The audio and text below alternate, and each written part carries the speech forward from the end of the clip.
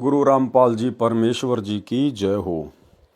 परम पिता परमात्मा सारी सृष्टि के रचनहार, कुल मालिक, असंख्य ब्रह्मांडों के स्वामी, जगत गुरु, तीनों लोकों में प्रवेश करके सबका भरण पोषण करने वाले राजाधिराज, आत्माधार, नाथों के नाथ, देवों के देव महादेव, सर्वेश्वर महेश्वर, मृत्युंजय, अजरो अमर, आदि अनादि सनातनी प्रभु, जगत पिता जगदीश्वर, श्री श्री 1008 की उपाधि के वास्तविक अधिकारी, अकाल मूरत शब्द स्वरूपी राम वासुदेव, सर्वगतम ब्रह्म, परम पूज्य, प्रथम पूज्य, परम संत, परम पुरुष, परम धनी, परम दयालु, सत्य कबीर, हक्का कबीर, अल्लाहु कबीर, अल्लाहु अकबर, बाखबर, अल्लाह ताला, जगत के तारणहार, जगत के मुक्तिदाता, जगत के जगन्नाथ, हारे के सहारे, हिंदुओं के राम, मुसलमानों के अल्लाह, सिखों के वाहिगुरु, ईसाइयों के मसीह, दया के सागर दया निधि, करुणा के सागर करुणा निधि, स्वयंभू परिभू, संकट मोचन, कष्ट हरण, मंगल करण, दुख भंजन, अविगत कबीर, निर्विकार निर्विषम परमात्मा, अलय अलेख सतगुरु, आदि अनादि सतगुरु, असली मर्यादा पुरुषोत्तम, असली राम, असली कृष्ण, असली घनश्याम, असली मुरारी, राजाओं के राजा, महाराजाओं के महाराजा, शहंशाहों के शहंशाह, सम्राटों के सम्राट, भगवानों के भगवान, अल्लाहों के अल्लाह, प्रभुओं के प्रभु, मसीहाओं के मसीह, सच्चे वाहिगुरु, बाबाओं के बाबा, पीरों के पीर, सेठों के सेठ, जगत सेठ, सावलसा सेठ, सर्वगुण संपन्न, अनंत कोटि कलाओं के स्वामी, अनंत कोटि ब्रह्मांडों के नायक, योगियों में महायोगी, ध्यानियों में महाध्यानी, सिद्धों में परम सिद्ध, ज्ञानियों में तत्वज्ञानी, ब्रह्म ज्ञानी, महाज्ञानी, परम ज्ञानी, सर्वश्रेष्ठ ज्ञानी, विज्ञानी, युवा कबीर, समर्थ कबीर, असंवाद, अमित ओझा, सच्चे रहनुमा, करीम अल्लाह, सुभान अल्लाह, दुनिया के अंतिम पैगंबर, 8 सितंबर 1951 से गांव धनाना, जिला सोनीपत, हरियाणा, भारतवर्ष की पावन भूमि पे प्रकट रियल कल की भगवान श्री नारायण साकार हरि, श्री बाबा साहेब, शब्द स्वरूपी राम, संत श्रोमणी सतगुरु रामपाल जी परमेश्वर जी के चरण कमल में साध संगति से जुड़े हुए देश विदेश से हम सभी सतसेवक भाई बहनों का अनंत कोटि दंडवत प्रणाम।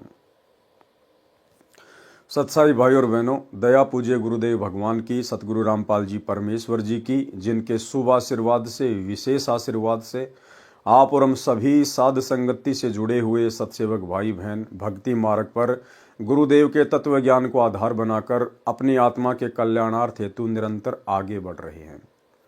भाई और बहनों, साध संगतियों का नसीब होना इस कलयुग की पिछली पीढ़ी में आप और हम सभी आत्माओं के ऊपर गुरुदेव भगवान की एक विशेष रजा है। इस रजा को हम सभी भगत भाई बहन इसी प्रकार से बना के रखें। भाई और बहनों, पूज्य गुरुदेव जी के कर कमल से लिखित पवित्र पुस्तक कबीर सागर के सरलार्थ के ऊपर वीडियो बनाने की श्रृंखला जारी है। इस श्रृंखला में आज हमारा ये 52 नंबर का वीडियो है। प्रत्येक वीडियो में गुरुदेव भगवान के आशीर्वाद से हमें कुछ न कुछ सीखने को अवश्य मिलता है। साथ ही गुरुदेव के कर कमल से लिखित होने के कारण इस पवित्र पुस्तक को पढ़ने या सुनने मात्र से भी हम ढेर सारे पुण्य के भागी बनते हैं। तो आज हम 52 नंबर वीडियो में आगे बढ़ते हैं, जहां परमेश्वर जी ने पेज नंबर 491 पे त्रेता युग में कबीर परमेश्वर जी का प्रकट होना लिखा है। यानी जब त्रेता युग आया तो उसमें कबीर परमात्मा किस प्रकार से प्रकट हुए, किन आत्माओं को मिले, कैसे अपनी लीला की। धर्मदास जी ने परमात्मा से प्रसन्न किया। धर्मदास जी ने पूछा, हे बंदी छोड़, आप त्रेता युग में मुनिंद्र ऋषि के नाम से अवतरित हुए थे। धर्मदास जी ने क्या कहा कि हे परमेश्वर, हे बंदी छोड़, मेरे गुरुदेव, आप त्रेता युग में मुनिंद्र ऋषि के नाम से अवतरित हुए थे। यानी भाई और बहनों, परमात्मा स्वयं ही अवतरित होते हैं, अपना कोई अवतार सतलोक से नहीं भेजते हैं। इसलिए सतलोक आश्रमों से जुड़े हुए भाई बहनों से प्रार्थना है, आप जो 8 सितंबर के दिन अपने गुरुदेव का अवतरण दिवस मनाते हैं, अवतरण दिवस के बहाने जो आप उनका जन्मदिन मनाते हैं, ये आप लोग बहुत बड़ी गलती कर रहे हैं। ये परमात्मा कभी किसी माँ के गर्भ से जन्म नहीं लेता। सतगुरु रामपाल जी स्वयं कबीर देव हैं। 8 सितंबर के दिन ये स्वयं सतलोक से अवतरित हुए हैं, प्रकट हुए हैं। इसलिए इनका जन्मदिन नहीं बल्कि सतगुरु प्रकट दिवस मनाया जाना चाहिए। और यदि आपको इतना विश्वास हो जाए कि हमारे गुरुदेव स्वयं कबीर परमात्मा हैं, ये माँ के गर्भ से जन्म लेके नहीं आए, प्रकट हुए हैं, तो फिर आप लोगों ने जून के महीने में दाढ़ी मूछ वाले कबीर जी की समझे जाने वाली नकली फोटो को कबीर परमात्मा मानकर उनका कबीर प्रकट दिवस मनाना छोड़ देना चाहिए, अन्यथा आप जी दो नावों की सवारी करते हुए समझे जाएंगे। आप त्रेता युग में मुनिंदर ऋषि के नाम से अवतरित हुए थे। कृपया उस युग में किन किन पुण्यात्माओं ने आपकी शरण ग्रहण की? उत्तर दिया परमात्मा ने, हे धर्मदास, त्रेता युग में मैं मुनिंदर ऋषि के नाम से प्रकट हुआ। त्रेता युग में भी मैं एक शिशु रूप धारण करके कमल के फूल पर प्रकट हुआ था। एक दिन वेद विज्ञ नामक ऋषि तथा सूर्या नामक उसकी साध्वी पत्नी थी। वे प्रतिदिन सरोवर पर स्नान करने जाते थे। उनकी आयु आदि से अधिक हो चुकी थी। वह निसंतान दंपत्ति मुझे अपने साथ ले गए तथा संतान रूप में पालन किया। प्रत्येक युग में जिस समय मैं एक पूरे जीवन रहने की लीला करने आता हूँ, मेरी परवरिश कवारी गायों से होती है। बाल्यकाल से ही मैं तत्व ज्ञान की वाणी उच्चारण करता हूँ, जिस कारण से मुझे प्रसिद्ध कवि की उपाधि प्राप्त होती है। परंतु ज्ञानहीन ऋषियों द्वारा भ्रमित जनता मुझे न पहचान कर एक कवि की उपाधि प्रदान कर देती है। केवल मुझसे परिचित श्रद्धालु ही मुझे समझ पाते हैं तथा वे अपना कल्याण करवा लेते हैं। और आज से पहले भाई और बहनों, कोई भी साधु, कोई भी भगत, कोई भी संत इस कबीर परमेश्वर सतगुरु रामपाल जी को चारों युगों में नहीं जान पाया, नहीं पहचान पाया। इतना तो जान लिया, पहचान लिया कि ये कोई सिद्धि युक्त संत है, इनमें शक्ति है, इनकी शरण में आने के बाद हमारे काम हो जाते हैं। परंतु उस कबीर परमेश्वर को आज से पहले वो जितनी बार भी प्रकट हुए हैं, जिन भी युगों में प्रकट हुए हैं, सतगुरु रूप में आए हुए उस कबीर परमेश्वर को किसी ने भी सत्य पुरुष अर्थात परमात्मा के रूप में हृदय से स्वीकार नहीं किया, जिस कारण से आत्माओं का मोक्ष नहीं हो पाया। ये वर्तमान की कलयुग की बिचली पीढ़ी का समय जो गुरुदेव ने निर्धारित किया है, अब इस समय अनेकों आत्माएं अपने गुरुदेव भगवान को पहचानेंगी, उनको जानेंगी। ये तमाम उदाहरण देखकर, ये तमाम सबूत देखकर, और जो सुख परमात्मा दिया करता है, उन सुखों के आधार से भी आत्माएं अपने भगवान को वर्तमान में पहचानेंगी। केवल मुझसे परिचित श्रद्धालु ही मुझे समझ पाते हैं तथा वे अपना कल्याण करवा लेते हैं। त्रेता युग में कबीर देव का ऋषि मुनिंदर नाम से प्राकाटे लेखक के शब्दों में निम्न पढ़ें। त्रेता युग में कबीर देव कबीर परमेश्वर का मुनिंदर नाम से प्राकाटे। नल तथा नील को शरण में लेना। त्रेता युग में स्वयंभू कबीर देव कबीर परमेश्वर रूपांतरण करके मुनिंदर ऋषि के नाम से आए हुए थे। एक दिन अनल अर्थात नल तथा अनिल अर्थात नील ने मुनिंदर साहिब का सत्संग सुना। दोनों भगत आपस में मौसी के पुत्र थे। माता पिता का देहांत हो चुका था। नल तथा नील दोनों शारीरिक व मानसिक रोग से अत्यधिक पीड़ित थे। सर्व ऋषियों व संतों से कष्ट निवारण की प्रार्थना कर चुके थे। सर्व ऋषियों व संतों ने बताया था कि यह आपका प्रारब्ध का पाप कर्म का दंड है, ये आपको भोगना ही पड़ेगा, इसका कोई समाधान नहीं है। दोनों दोस्त जीवन से निराश होकर मृत्यु की प्रतीक्षा कर रहे थे। सत्संग के उपरांत जो ही दोनों ने परमेश्वर कबीर देव कबीर परमेश्वर उर्फ मुनिंदर ऋषि जी के चरण छुए तथा परमेश्वर मुनिंदर जी ने सिर पर हाथ रखा तो दोनों का असाध्य रोग छू मंतर हो गया, अर्थात दोनों नल तथा नील स्वस्थ हो गए। भाई और बहनों, यही लीला सन 1994 से उसी कबीर परमेश्वर जी ने सतगुरु रूप में प्रकट होकर इस कलयुग की बिचली पीढ़ी में जो अपने यथार्थ 13वें कबीर पंथ का संचालन किया है। तो सन 1994 के बाद में ऐसे असाध्य रोगों को सतगुरु रामपाल जी परमेश्वर जी ने अपनी शक्ति से, अपने आशीर्वाद मात्र से तुरंत ठीक कर दिया, तुरंत चंगा कर दिया।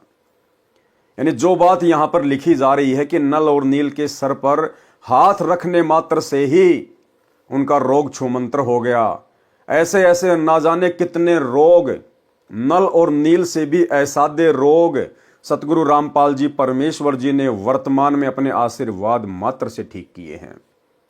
एक छोटा सा गुरुदेव का सत्संग, इस सत्संग को सुनकर आप भली भांति समझ जाएंगे कि वर्तमान में सतगुरु रूप में वही कबीर परमात्मा प्रकट है जिन्होंने आज से पहले इस प्रकार आशीर्वाद देकर भी आत्माओं के कष्ट निवारण किए थे। सुनिए सत्संग। आज भी हम आपको ऐसे ऐसे, यहाँ पर भी कई बहन है ऐसी जो पहले बहुत तंग रहती थी। एक तो बेबे है संतोष, खड़ी हुई है एक भाई, उठ उठ शर्माओ ना। एक भी इसकी बेबे का चित्र ले तो फिल्म वाला, ये देख इसको। या मकडोली बह रखी है, छोटी मकडोली, संतोष नाम से इस बेबे का। और ये इसका देवर है भक्त सुखबीर, ये यहाँ बैठा। इसका बड़ा भाई यानी संतोष का पति जो है फौज में भर्ती है। चित्र आ जाता फिर बंद कर दिया।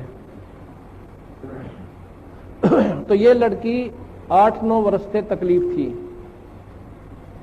बैठ जा बेटी। तो कुछ भी कहो, हम तो कर्मदंड कहते हैं। डॉक्टर बीमारी बता देते हैं, शाना ओपरा बता दे। तो जी क्या हुआ, इन्होंने सारा इलाज करवा लिया। एक नाम भी ले रखा था किसी दूसरे संत ने। और श्राद्ध का नग तो अपने जनु आम चीज सहे, फिर दोख वीर, पूजा वीर, फलानी वीर, दकड़ी भी, वो सारी।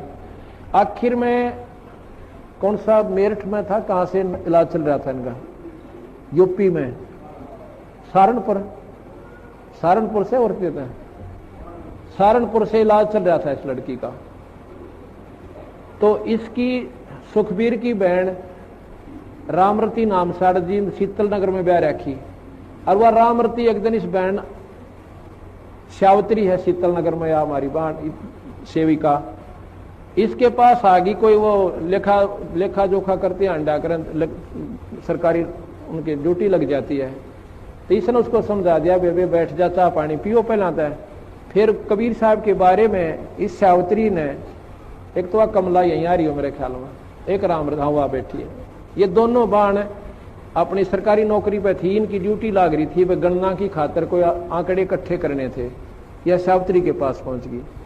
इसने पहला दिन तक चाह पानी पियाई, बेबे तुम बैठ जाओ, फिर पाछा की लिखा लिखाई करियो। फिर ये चित्र देखे कबीर साहब के, ये पूछने लगी। इसने सारी महिमा बताई, बंदी छोड़ दी।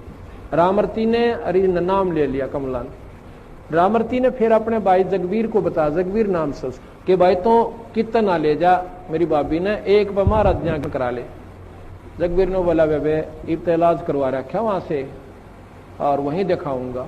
इन्हें बोली रे इलाज करवा रखा की ने दुख पा रही है, 19-21 का इसका आराम नहीं, तो एक बार ले आ।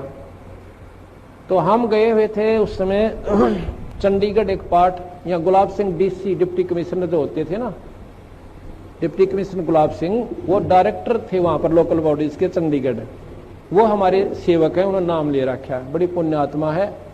अगर उसका उदाहरण आप देख लो, नहीं देवता इंसान हमने नहीं देखा, इतनी नम्र आत्मा, कोई उसमें छल कपट नहीं। तो वहां हम पाठ करने गए जी। हमने आना था 12 तारीख को, हम आए 13 तारीख को, लेट हो गए थोड़े। तो इन्होंने पता था कि 12 महाराज जी ने आना है कुटिया में, तो ये 11 शाम ने पहुंच गए। और यह बेहोश पड़ी उड़े या संतोष। हम 12 ना या 12 ने भी हुए रहे, जगबीर भी हुई रहे इसके साथ, वो फौज में है। वहां पर हाल बने था हमारा एक सत्संग का। हम 13 न पहुंचे इस समय, अगस्त का महीना। तो न्यू बोले जी एक बेबे आ रही है, बहुत घनी बीमार से। बाबा बीमार का के मतलब हमारे दौरान को डॉक्टर ना वैद नहीं, ये भी ये बीमार है, बीमार आने लागे को अच्छे ढंग का नाम लेनी आता नहीं। अपने मन में संकल्प कर रहा मैं। इतने में इसको कुटिया में ठाक है, वो जगबीर एक दिन और पकड़ कर मेरे पास ले आया। और मैं बाहर बैठा था, ऐसे छां आई हुई थी शाम के समय हाल के अंदर। इनको जब पकड़ के वो ले आए, आप विचार कीजिए, सत्कर मानिए, जो ही मेरे पास लाके या संतोष बिठाई और जगबीर को पूछना ये बात इसके पति से, न्यू अर्जू सिर जोड़ रखा, इसकी हालत न्यू नाड़ टेढ़ी हो रही छोरी की। खाट के पास बिठाई, जैसे हम स्वाभाविक वैसे हाथ रखते हैं, बेबे ठीक हो जाएगी बेटी, माड़ा मन ना करे, सब करेंगे, बंदी छोड़। मैंने ऐसे हाथ ऊपर से हटाया भी नहीं था, इतना में यह लड़की न्यू बैठ गई कि जानो इसका कुछ भी कोई ना। बोल सतगुरुदेव। बंदी छोड़ कबीर साहेब। वो बोला जा बेटी सेवा करवा। वहां पर सेवा चल रही थी, सेवक थे, मिस्त्री थे, उनकी रोटी बनानी थी। छोरी ने डट कर रोटी बनवाई, सारा काम करवाया। अगले दिन सारा काम करवाया। अगले दिन ये दिन के 11 बजे नाम लेकर और जब घर न आए, फिर हमने कहा एक पाठ करवाओ बंदी छोड़ की वाणी का, ये धर्म का काम हो से। तो जिस दिन ये पाठ प्रकाश हुआ इनका, मैं जाता हूं पिछले दिन, जिस दिन पाठ प्रकाश हुआ इसका फिर गड़बड़ होगी एक बवाई और या दर्द पड़ी और गिर के आप पाप बोला है। मैं गया जो बताई ना सुखबीर नरेंद्र की मार ने, और सारे पड़ोसी उड़ोसी वो सारी इकट्ठी होगी। अब के बोल रहे हैं वो पितर के, एक तो बूढ़ा मर रहा था, ताऊ है दादा, रेक एक उसका लड़का छोटा सा उम्र का 12, 13, 14 साल की उम्र का, वो मर रहा है। और जब पहला न्यो क्या करता, तुमने खोऊंगा धरती पर तय, थारा न्यो कर दूंगा, थारा नाश करूंगा, मेरा हक दे दो फलान। उस दिन वो के बोलिया, मैं तना नाटू था निर्भाग, तुम नाद ना ले चला, बड़ा बुढ़ा आदमी मरवा दिया तने।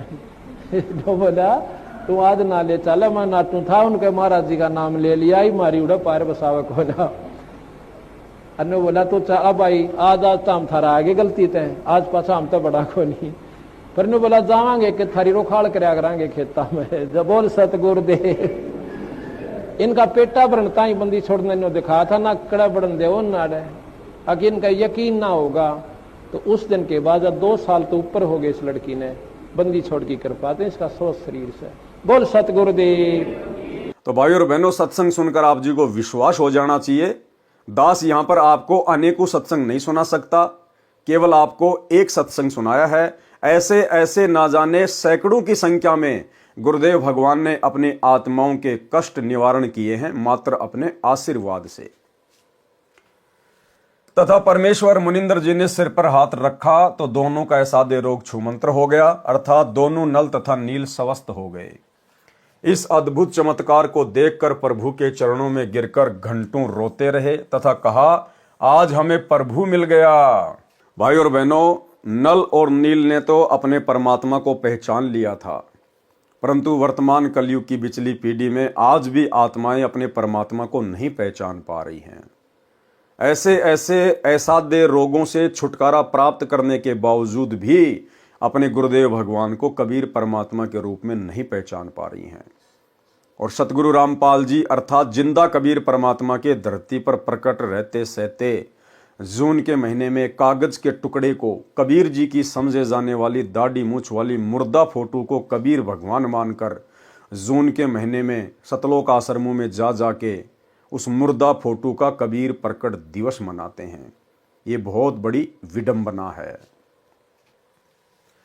इस अद्भुत चमत्कार को देखकर प्रभु के चरणों में गिरे, घंटों रोते रहे तथा कहा, आज हमें प्रभु मिल गया जिसकी हमें वर्षों से खोज थी। उससे प्रभावित होकर ऋषि मुनिंदर जी से नाम दीक्षा ले लिया।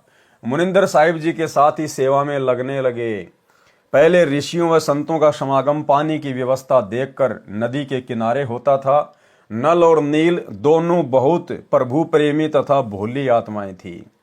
परमात्मा में श्रद्धा बहुत हो गई थी, सेवा बहुत किया करते थे। समागमों में रोगी व वृद्ध व विकलांग भक्तजन आते तो उनके कपड़े धोते तथा बर्तन साफ करते, उनके लोटे और गिलास साफ कर देते थे। परंतु थे भोले से दिमाग के, कपड़े धोने लग जाते तो सत्संग में जो प्रभु की कथा सुनी होती उसकी चर्चा करने लग जाते। देखो, गुरुदेव भगवान हमें सत्संग के माध्यम से ही शिक्षा देंगे कि हम भक्तों ने किस प्रकार से अपना जीवन जीना है, अपनी दैनिक जो क्रिया है उनको करना है। क्या कह रहे परमात्मा कि नल और नील जब भक्तों की सेवा के लिए जाते थे, उनके कपड़े वगैरह उनके बर्तन वगैरह साफ करने के लिए तालाब पर जाते थे, तो वो उनको पानी में भिगो के और फिर आपस में चर्चा करने लग जाते थे। और वो दोनों भगत जो चर्चा करते थे वो कोई जाट आरक्षण की चर्चा नहीं होती थी, राजपूत करणी सेना या आनंदपाल सिंह जैसे गैंगस्टरों की कोई ज्ञान चर्चा नहीं होती थी। हरियाणा के जाट भवन में कौन कौन सा फ्लोर बनवाएगा, गुरुजी का बड़ा लड़का कितने पैसा देगा, ये चर्चा नहीं होती थी। वहां चर्चा होती थी परमात्मा के ज्ञान की। वे दोनों आपस में बैठकर परमात्मा की महिमा करते थे। सत्संगों में गुरुदेव भगवान ने जो अमृत ज्ञान दिया होता था उसकी आपस में चर्चा करते थे कि आज गुरुदेव भगवान ने कैसा अमृत ज्ञान दिया है। आप और हम तो मरने ही वाले थे, लेकिन गुरुदेव ने तो आशीर्वाद मात्र से हम दोनों का असाध्य रोग ठीक कर दिया। भाई ये तो परमात्मा आए हुए हैं, भगवान आए हुए हैं। केवल इस प्रकार की चर्चा किया करते थे। और आज वर्तमान में कलयुग की बिचली पीढ़ी में यदि आप सतलोक आश्रमों में जाकर देखेंगे तो वहां पर ज्ञान चर्चा के नाम पे कुछ नहीं है, 0/0। वहां पे बहुत सारे भगत तो आपको कबीर जी का झोपड़ा देखते हुए मिलेंगे, उसकी सेल्फी लेते हुए मिलेंगे। कुछ भगत आपको लहर तारा तालाब के ऊपर घूमते हुए सेल्फी लेते हुए मिलेंगे। कुछ आपको मिट्टी के बैल वगैरह देखते हुए मिलेंगे। कुछ आपको मिट्टी के पहाड़ देखते हुए मिलेंगे। कुछ आपको भंडारे में केवल लड्डू जलेबी बर्फी की ही चर्चा करते हुए मिलेंगे। कोई ज्ञान चर्चा नहीं, कोई साध संगति नहीं, कोई गुरु की महिमा नहीं। तो भाई और बहनों, आज आप और हम कहां खड़े हैं? कलयुग की बिचली पीढ़ी में लाके परमात्मा ने बैठा दिया। इस जुबान से अगर कुछ निकले तो केवल परमात्मा की महिमा निकले। और सेवा के नाम पे क्या है? दासा सोशल मीडिया पर एक वीडियो देख रहा था। वर्तमान में सतलोक आश्रम मैनेजमेंट हरियाणा ने सतलोक आश्रमों से जुड़ी हुई माता बहनाओं को क्या सेवा दे रखी है पता आपको? बहुत जबरदस्त सेवा। माता बहनों को पंपलेट बना के दे रखे हैं। इन सतलोक आश्रम वालों का कोई यूट्यूब पर चैनल है, सा न्यूज चैनल। उस सा न्यूज चैनल पर ये लोग दिन रात दुनिया भर की खबरें डालते रहते हैं। वहां पर बस एक्सीडेंट हो गई, वहां पर ज्यादा बर्फ गिर गई, वहां पर चोरी हो गई। जैसे ये दुनिया भर के टीवी चैनल जिस प्रकार से न्यूज दिखाते हैं, इस प्रकार से इन सतलोक आश्रम वालों ने सा न्यूज चैनल के नाम से एक यूट्यूब पर चैनल बनाया है। और इनका एक ही काम है, दुनिया भर की फालतू की दुनियादारी की न्यूज वगैरह उस पर डालते रहना। उस सा न्यूज चैनल को माता बहनों के माध्यम से उनको पोस्टर बना बना के दिए जाते हैं और जगत में भेज दिया जाता है, शहर में भेज दिया जाता है कि आप जाओ और लोगों को पकड़ पकड़ के आप उनसे चैनल को सब्सक्राइब करवाओ। आप उनको ये पंपलेट दिखाओ कि देखो जी, ये हमारे सतलोक आश्रम का न्यूज चैनल है, आप इसको सब्सक्राइब कर लीजिए। आपका मोबाइल निकालिए, आप QR कोड को स्कैन कीजिए।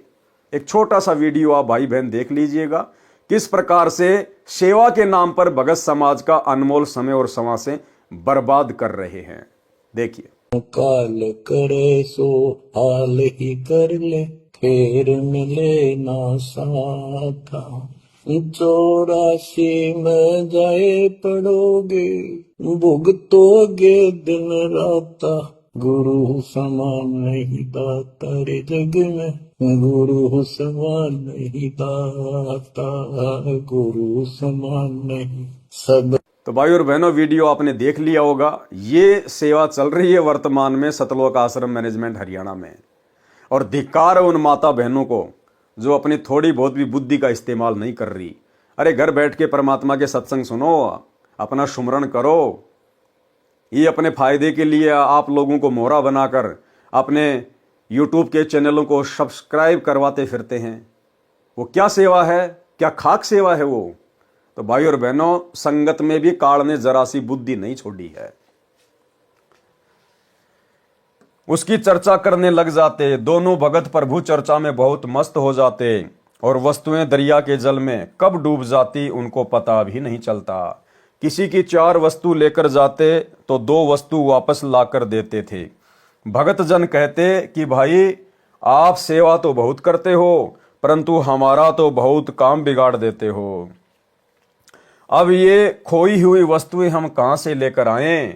आप हमारी सेवा ही करना छोड़ दो, हम अपनी सेवा आप ही कर लेंगे। नल तथा नील दोनों रोने लग जाते थे कि हमारी सेवा न छीनो, अब की बार नहीं खोएंगे। परंतु फिर वही काम करते, प्रभु की चर्चा में लग जाते और वस्तुएं डूब जाती। भगत जनों ने मुनिंद्र जी से प्रार्थना की कि कृपया आप नल तथा नील को समझाओ। ये न तो मानते हैं और कहते हैं तो रोने लग जाते हैं। हमारी तो आदि भी वस्तुएं वापस नहीं लाते। बर्तन व वस्त्र धोते समय वे दोनों भगवान की चर्चा में मस्त हो जाते हैं और वस्तुएं डूब जाती है। मुनिंदर साहिब ने एक दो बार नल नील को समझाया, वे रोने लग जाते थे कि साहिब हमारी ये सेवा न छीनो।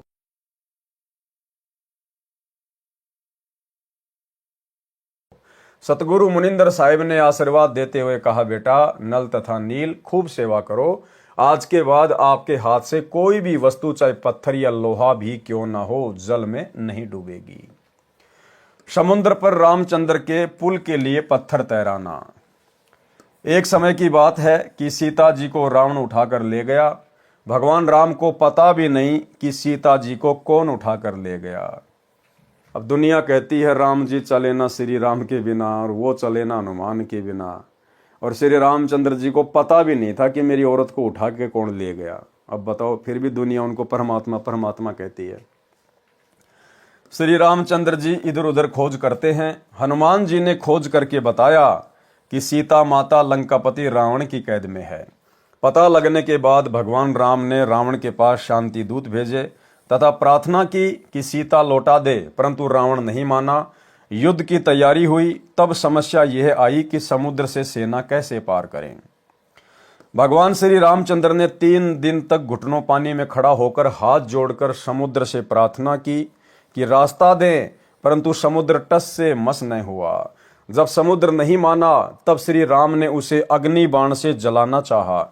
भयभीत समुद्र एक ब्राह्मण का रूप बनाकर सामने आया और कहा कि भगवान, सबकी अपनी अपनी मर्यादाएं हैं, मुझे जलाओ मत, मेरे अंदर ना जाने कितने जीव जंतु बसे हैं। अगर आप मुझे जला भी दोगे तो भी आप मुझे पार नहीं कर सकते, क्योंकि यहां पर बहुत गहरा गड्ढा बन जाएगा जिसको आप कभी भी पार नहीं कर सकते। समुद्र ने कहा, भगवान ऐसा काम करो कि सर्प भी मर जाए और लाठी भी ना टूटे, मेरी मर्यादा भी रह जाए और आपका पुल भी बन जाए। तब भगवान श्री राम ने समुद्र से पूछा कि वह क्या है। ब्राह्मण रूप में खड़े समुद्र ने कहा कि आपकी सेना में नल और नील नाम के 2 सैनिक हैं। उनके पास उनके गुरुदेव से प्राप्त एक ऐसी शक्ति है कि उनके हाथ से पत्थर भी तैर जाते हैं। हर वस्तु चाहे वह लोहे की हो तैर जाती है। श्री रामचंद्र ने नल तथा नील को बुलाया और उनसे पूछा कि क्या आपके पास कोई ऐसी शक्ति है। तो नल तथा नील ने कहा कि हाँ जी, हमारे हाथ से पत्थर भी नहीं डूबेंगे। तो श्री राम ने कहा कि परीक्षण करवाओ। उन नादानों नल तथा नील ने सोचा कि आज सबके सामने तुम्हारी बहुत महिमा होगी। उस दिन उन्होंने अपने गुरुदेव मुनिंदर जी कबीर परमेश्वर जी को यह सोचकर याद नहीं किया कि अगर हम उनको याद करेंगे तो कहीं श्री राम ये न सोच ले कि इनके पास शक्ति नहीं है, ये तो कहीं और से मांगते हैं। उन्होंने पत्थर उठाकर समुद्र के जल में डाला तो वह पत्थर डूब गया। नल तथा नील ने बहुत कोशिश की, परंतु उनसे पत्थर नहीं तैरे। तब भगवान राम ने समुद्र की ओर देखा, मानो कहना चाह रहे हों कि आप तो झूठ बोल रहे थे, इनमें तो कोई शक्ति नहीं है। समुद्र ने कहा कि नल नील, आज तुमने अपने गुरुदेव को याद नहीं किया, कृपया अपने गुरुदेव को याद करो। वे दोनों समझ गए कि आज तो हमने गलती कर दी। उन्होंने सतगुरु मुनिंदर साहिब जी को याद किया।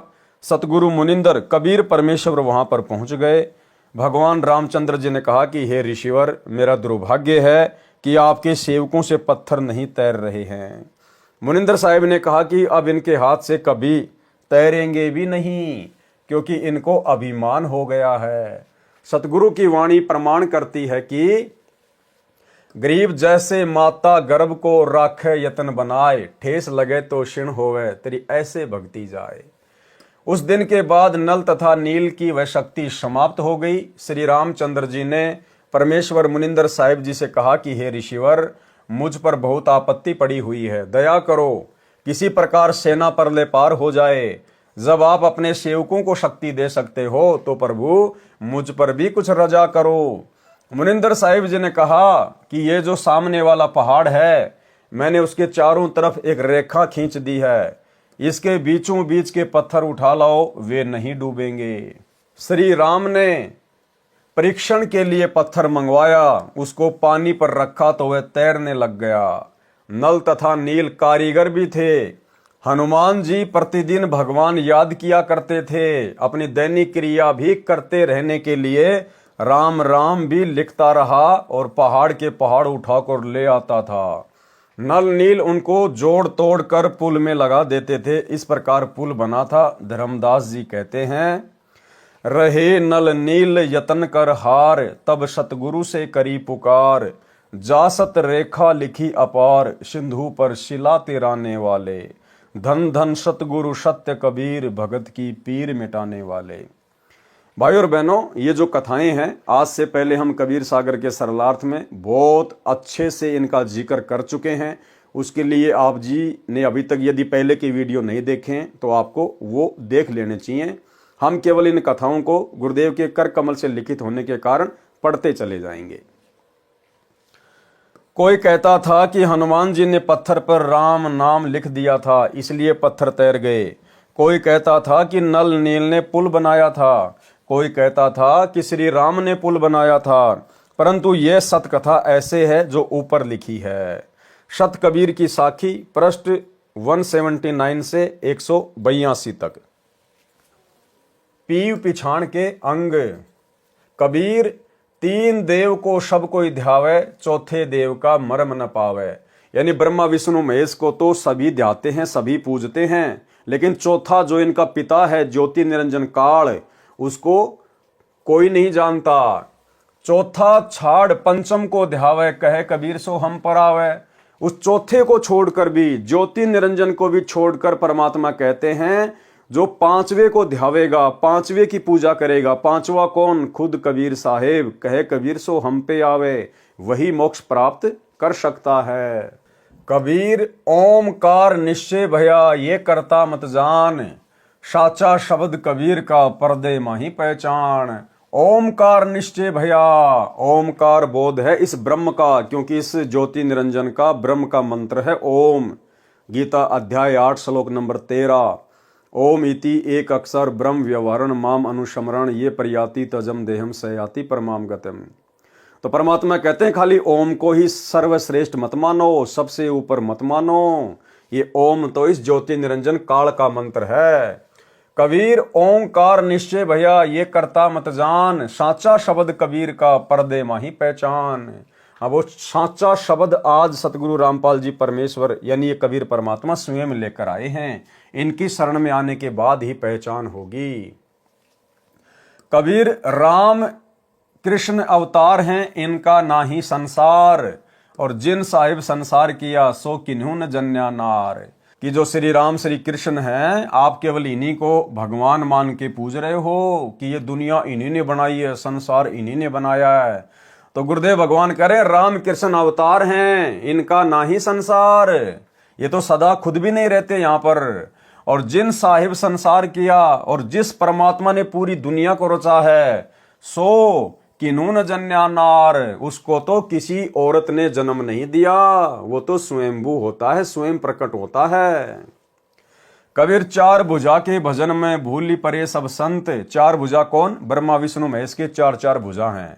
तो कहते हैं चार भुजा के भजन में भूली पड़े सब संत, कबीरा सुमरो तासों को जाके भुजा अनंत। परमात्मा अपने आप को छुपाते हुए कह रहे हैं कि भाई कबीर तो उस परमात्मा की पूजा करता है जिसकी अनंत बुझाएं हैं, अनंत। कबीर, समुद्र पाट लंका गए, सीता को भरतार, ताही अगत से मुनि पी गयो, इनमें कौन करतार।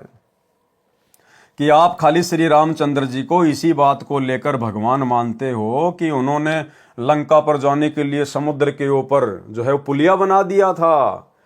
और यहां तो एक अगस्त्य नाम का मुनि था, ऋषि था, उसने तो एक घूंट में 7 समुद्रों को पी लिया था। ये कथा भी आप परम भगत भाई बहन अब अच्छे से जान गए हैं कि कबीर परमात्मा सतगुरु रामपाल जी जो कि त्रेता युग में मुनिंद्र ऋषि के नाम से आए हुए थे, उन्होंने अपनी शक्ति से उन पत्थरों को हल्का किया था, तब कहीं जाकर श्री रामचंद्र जी समुद्र पर पुलिया बना पाए थे। कबीर, गिरवर धार्यो श्री कृष्ण जी, द्रोणागिरी हनुमंत, शेष नाग सब सृष्टि संहारी, इनमें कौन भगवंत। अगर आप इसी बात से रामचंद्र जी को भगवान मान रहे हैं कि उन्होंने समुद्र पे पुलिया बना दिया, तो श्री कृष्ण जी ने तो गोवर्धन पर्वत को अपनी एक उंगली पर उठा लिया था, और हनुमान जी ने द्रोणागिरी पहाड़ को उठा लिया था, जो गोवर्धन से भी कई गुना ज्यादा लंबा चौड़ा था। और फिर शेषनाग ने तो आप लोगों के अनुसार पूरी पृथ्वी को ही अपने अपने फन के ऊपर उठा रखा है। फिर इनमें सबसे बड़ा भगवान कौन हुआ? तो ये तो है लोकवेद, सुनी सुनाई बातें। असलियत क्या है? गिरवर धार्यो कृष्ण जी, श्री कृष्ण जी का रूप बनाकर वो गोवर्धन पर्वत भी अपनी उंगली पर सतगुरु रामपाल जी परमेश्वर जी ने, इस कबीर परमात्मा ने उठाया था। और द्रोणागिरी पहाड़ को भी हनुमान जी का रूप बनाकर, हनुमान जी को अपनी शक्ति देकर उस कबीर परमात्मा सतगुरु रामपाल जी ने उठाया था। हनुमान जी के बस की बात नहीं थी। और ये जो सृष्टि है, इस सृष्टि को भी परमात्मा ने अपने वचन से स्त्री किया हुआ है, किसी बैल के सींग पर या शेष नाग के फण के ऊपर नहीं टिकी हुई है। कबीर काटे बंधन विपत्ति में कठिन किया संग्राम, चीनो रे नर प्राणियां गरुड़ बड़ो के राम। इन सब वाणियों का सरलार्थ भाई और बहनों आप और हम पहले पढ़ चुके हैं, इसलिए हम सीधे सीधे आगे बढ़ेंगे। कबीर कहे चित चेत हूं शब्द करो निर्वार, श्री राम ही करता कहत है भूली पर्यो संसार। कबीर जिन राम कृष्ण व निरंजन कियो, सो तो करता न्यार, अंधा ज्ञान न बूझ ही कहे कबीर विचार।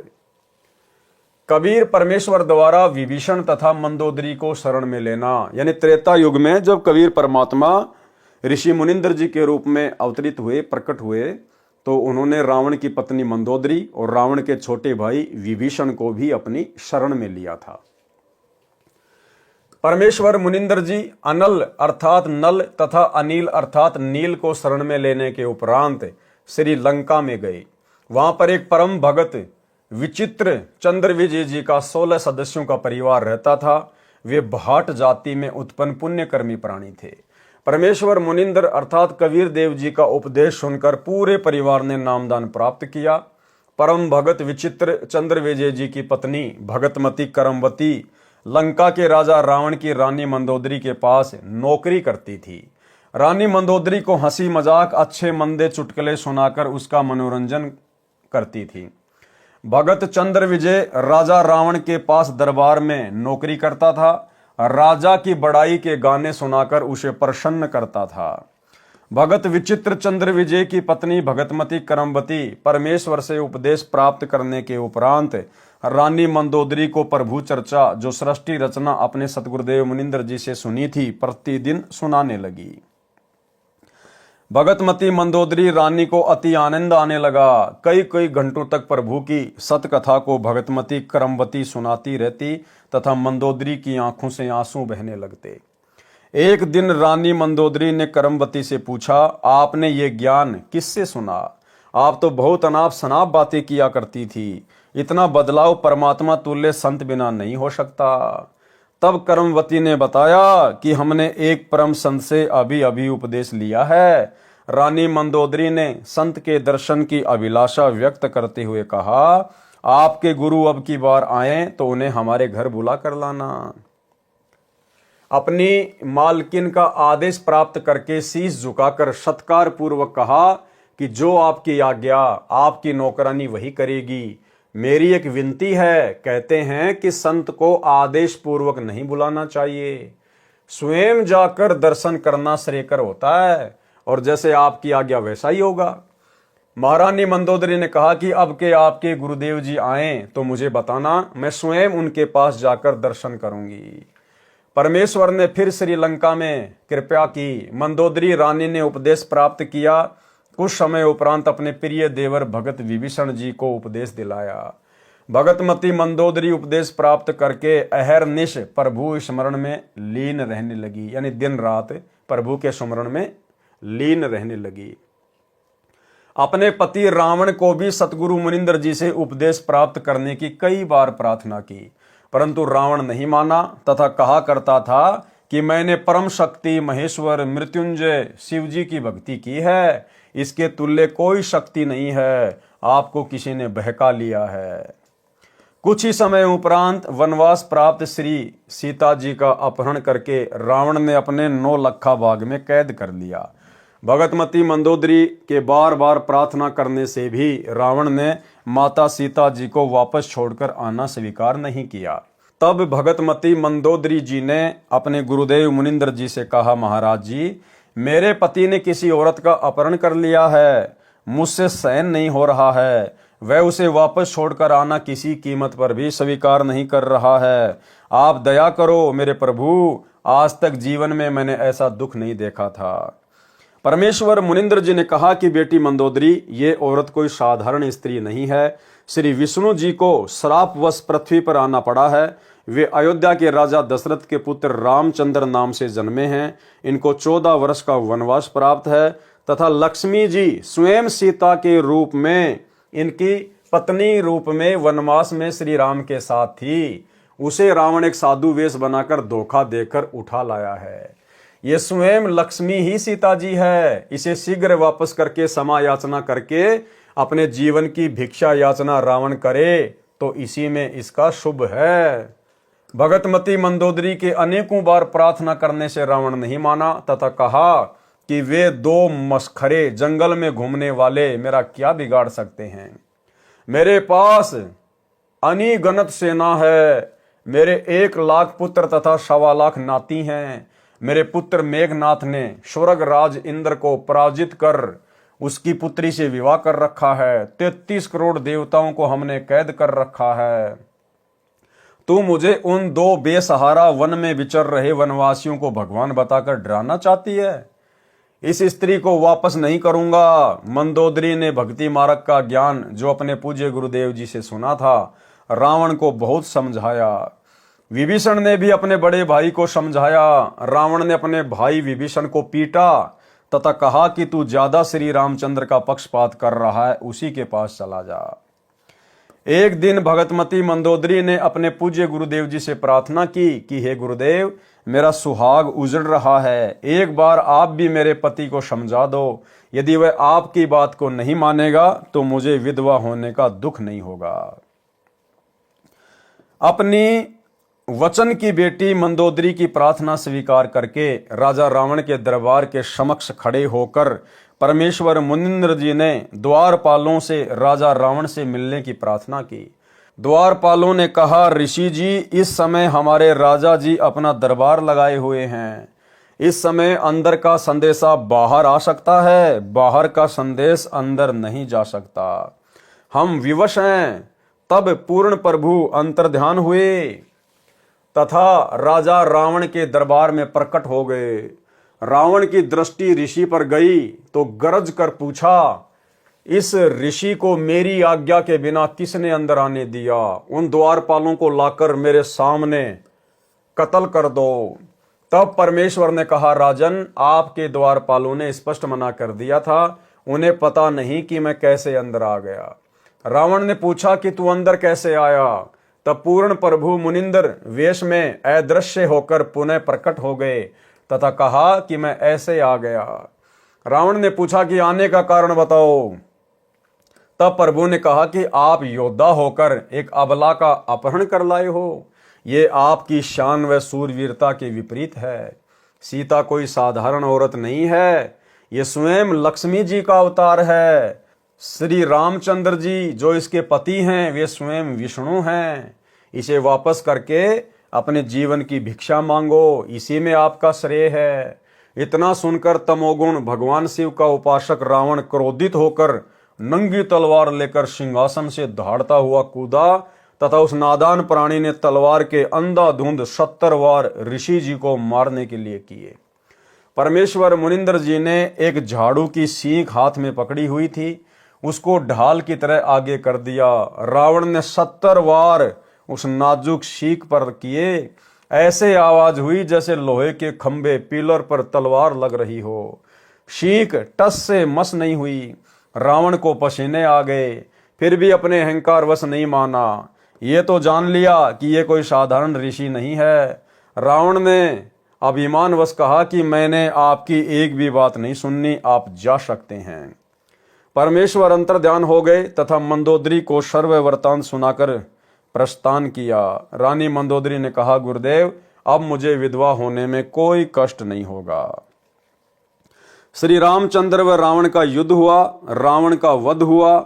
जिस लंका के राज्य को रावण ने तमोगुण भगवान शिव की कठिन साधना करके 10 बार शीश न्योछावर करके प्राप्त किया था, वह क्षणिक सुख भी रावण का चला गया तथा नरक का भागी हुआ।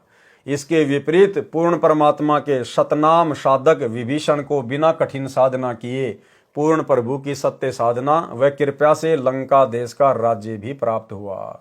हजारों वर्षों तक विभीषण ने लंका का राज्य का सुख भोगा तथा प्रभु कृपा से राज्य में पूर्ण शांति रही। सभी राक्षस वर्ती के व्यक्ति विनाश को प्राप्त हो चुके थे। भगतमती मंदोदरी तथा भगत विभीषण तथा परम भगत चंद्र विजय जी के परिवार के पूरे 16 सदस्य तथा अन्य जिन्होंने पूर्ण परमेश्वर का उपदेश प्राप्त करके आजीवन मर्यादा वक्त सत्य भक्ति की, वे सर्व साधक यहाँ पृथ्वी पर भी सुखी रहे तथा अंत समय में परमेश्वर के विमान में बैठकर शतलोक शाश्वत स्थानम में चले गए। भाई और बहनों, यहाँ गुरुदेव भगवान को लिखना पड़ता है, लेकिन असलियत यह है कि मंदोदरी और विभीषण अभी तक पार नहीं हुए हैं, क्योंकि वो पार होने का समय नहीं था। उस समय परमात्मा ने किसी को शतनाम भी नहीं देना था। केवल प्रथम मंत्र के बीच के 5-5 मंत्र या अकेला ओम मंत्र या किसी को सोहम मंत्र। उस समय केवल परमात्मा उन आत्माओं को भक्ति से चार्ज कर रहे थे ताकि ये आत्माएं कलयुग की पिछली पीढ़ी तक मनुष्य जन्म प्राप्त करती हुई आ जाएं। विभीषण और मंदोदरी को अंतकाल में शरीर छूटने के बाद गुरुदेव भगवान ने अपने एक सत्संग में बताया कि परमात्मा ने उनको स्वर्ग में भेज दिया था। उन्होंने भक्ति अवश्य मुनिंद्र ऋषि जी से प्राप्त कर ली थी, लेकिन आस्था उनकी भगवान विष्णु में थी। इसलिए परमेश्वर ने अंतकाल में उनको स्वर्ग में भेज दिया। सुनिए सत्संग। कहते हैं विभीषण का भाग बहुत अच्छा था, उसमें दास भाव आया। रावण में वो नहीं था, जिसके कारण ना तो लंका रही, ना राज रहा और नरक मिला। और विभीषण के अंदर आधिन्य थी, भगवान की भक्ति करता था और आधिन्य करता था। उसको वो लंका मिली जिसको रावण चाहता था जीरो जान से, और साथ में परमात्मा प्राप्ति हुई, स्वर्ग प्राप्ति हुई। तो भाई और बहनों, आप और हमने ज्ञान आधार से इन बातों पर निष्कर्ष निकाल कर आगे बढ़ना होगा। पार होने का फाइनल टाइम तो अब है, वर्तमान का समय। अब परमेश्वर उन सभी आत्माओं को घुमा फिरा के मनुष्य जन्म देंगे, और यदि वे अंत काल तक मर्यादा में रह के भक्ति करते रहेंगे तो ही सतलोक जा पाएंगे। इसलिए पवित्र गीता अध्याय 7 मंत्र 12 से 15 में कहा है कि तीनों गुणों रजगुण ब्रह्मा जी, सतगुण विष्णु जी, तमगुण शिव जी की साधना से मिलने वाली क्षणिक सुविधाओं के द्वारा जिनका ज्ञान हरा जा चुका है, वे राक्षस स्वभाव वाले मनुष्यों में नीच दुष्कर्म करने वाले मूर्ख मुझकाल ब्रह्म को भी नहीं बचते। फिर गीता अध्याय 7 मंत्र 18 में गीता बोलने वाला काल ब्रह्म प्रभु कह रहा है कि कोई एक उदार आत्मा मेरी ब्रह्म की ही साधना करता है, क्योंकि उनको तत्वदर्शी संत नहीं मिला। वे भी नेक आत्माएं मेरी अनुतमाम अति अश्रेष्ठ गतिम यानी गति में आश्रित रह गए, वे भी पूर्ण मुक्त नहीं हैं। इसलिए पवित्र गीता अध्याय 18 श्लोक 62 में कहा है कि हे अर्जुन, तू सर्व भाव से उस परमेश्वर पूर्ण परमात्मा अर्थात तत् ब्रह्म की शरण में जा। उसकी कृपा से ही तू परम शांति तथा शतलोक अर्थात सनातन परम धाम को प्राप्त होगा। इसलिए पुण्यात्माओं से निवेदन है कि आज इस दासन के भी दास रामपाल दास के पास पूर्ण परमात्मा प्राप्ति की वास्तविक विधि प्राप्त है। निःशुल्क उपदेश लेकर लाभ उठाएं।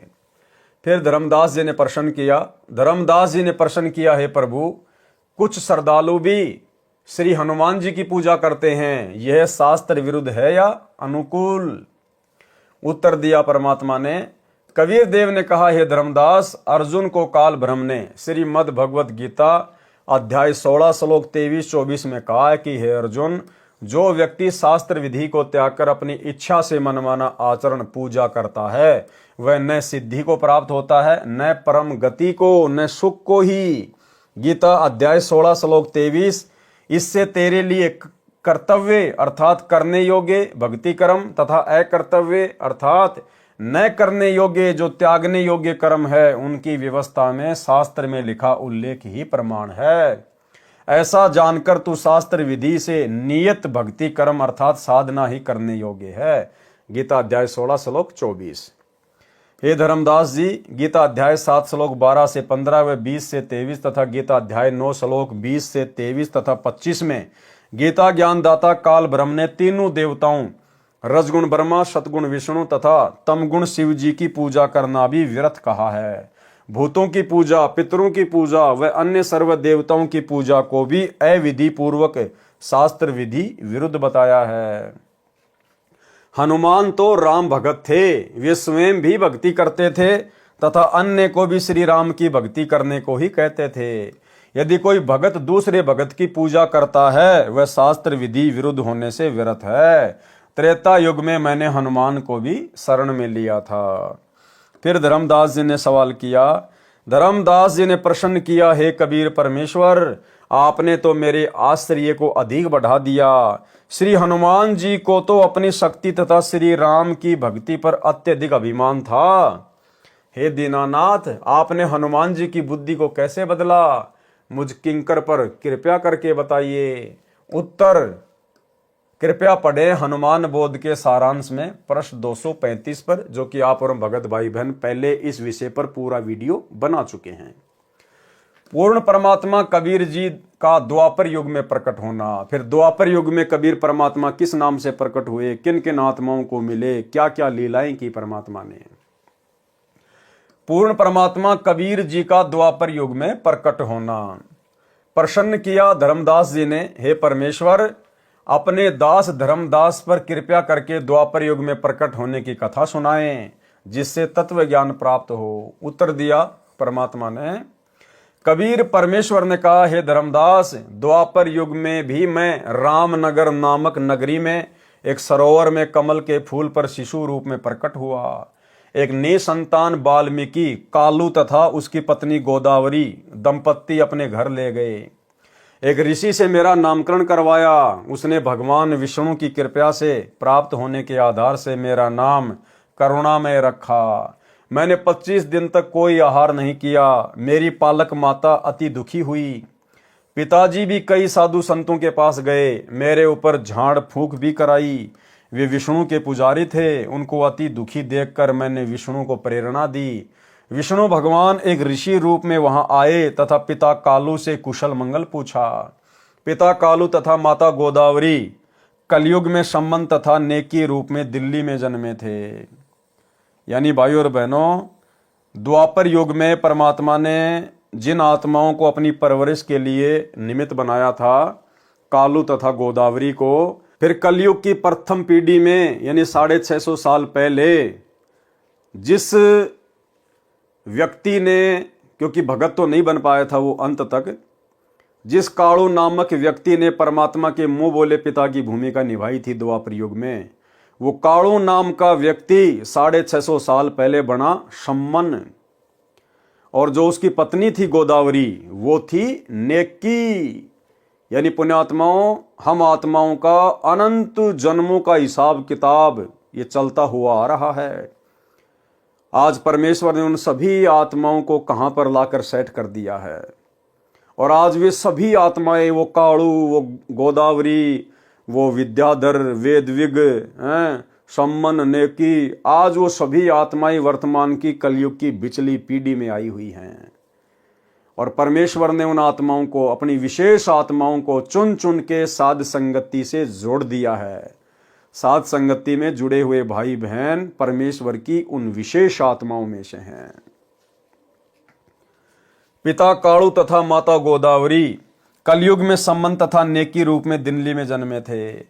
उन्होंने अपना दुख ऋषि जी को बताया कि हमें वृद्ध अवस्था में एक पुत्र रत्न भगवान विष्णु की कृपा से सरोवर में कमल के फूल पर प्राप्त हुआ है। ये बच्चा 25 दिन से भूखा है, कुछ भी नहीं खाया है।